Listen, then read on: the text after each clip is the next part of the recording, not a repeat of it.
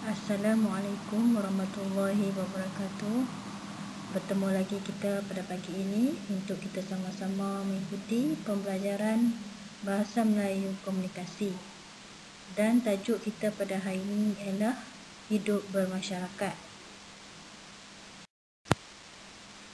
Baik, sebelum kita meneruskan tajuk kita tentang hidup bermasyarakat, kita lihat dulu kemahiran yang kita akan pelajari pada pagi ini, iaitu kemahiran 1.4.1, berbincang dan bersoal jawab menggunakan amalan berkomunikasi berkesan. Okey, jadi pada hari ini kita akan berbincang dan bersoal jawab melalui lisan dan penulisan. Lisan apa yang cikgu cakap sekarang, penulisan melalui apa yang kamu akan jawab dalam lembaran kerja yang akan cikgu berikan. Okey, bila kita berbicara tentang hidup bermasyarakat, kita sebagai manusia memang hidup bermasyarakat bila kita ada jiran tetangga, kita ada saudara mara, kawan, sahabat handai. Okey? Tetapi bukan sahaja manusia seperti kita hidup bermasyarakat. Binatang ataupun haiwan juga hidup bermasyarakat. Walaupun mereka tak dapat bercakap, tetapi tindakan-tindakan yang mereka lakukan kadang-kadang menunjukkan bahawa mereka ini pun mampu hidup bermasyarakat. Okey? Baik, sekarang jom kita hayati sama-sama cerita tentang kura-kura ingin terbang. Pada suatu hari, sang kura-kura ternampak seekor elang terbang tinggi. Ia juga merasa ingin terbang. "Ajarkan aku terbang," ujar sang kura-kura kepada sang elang. "Kamu tidak mempunyai sayap," balas sang elang. Namun, sang kura-kura terus merayu. Akhirnya, sang elang bersetuju. Sang elang pun mengangkat sang kura-kura hingga ke udara. Kemudian, sang elang melepaskan sang kura-kura dan menyuruhnya mengibarkan kakinya seperti sayap. Malangnya, ia jatuh menjunam ke bumi. Mujurlah dia terjatuh di dalam sebuah kolam.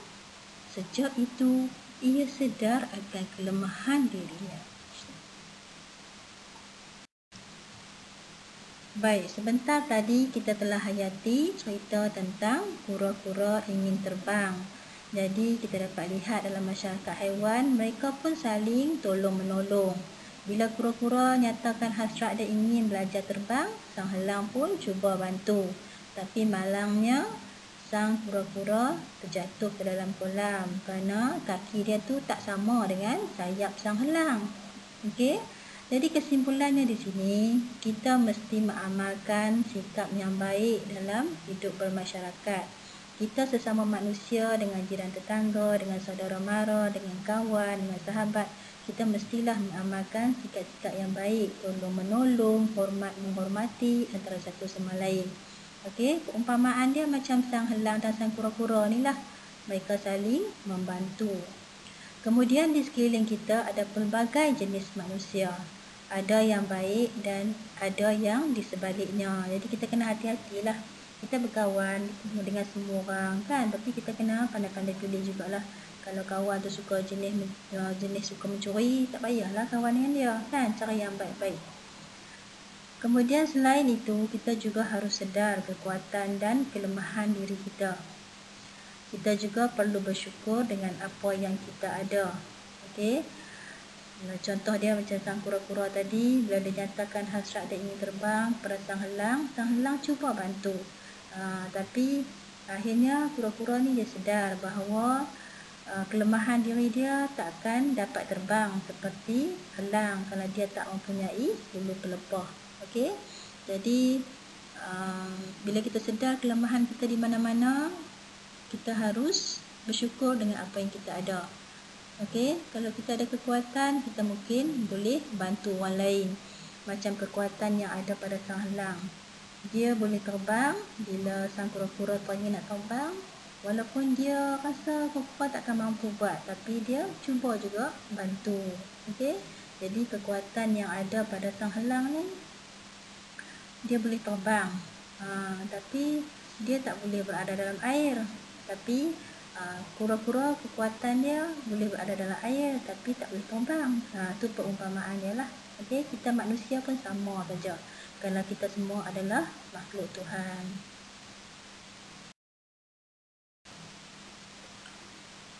Okey, baik semua. Kita hampir selesai pembelajaran kita pada pagi ini. Jadi, cikgu mengharapkan agar semua anak murid cikgu dapat mengamalkan sikap yang baik dalam hidup bermasyarakat. Okey. Jadilah seperti sang helang tadi yang sentiasa mengulurkan bantuan kepada rakannya sang kura-kura.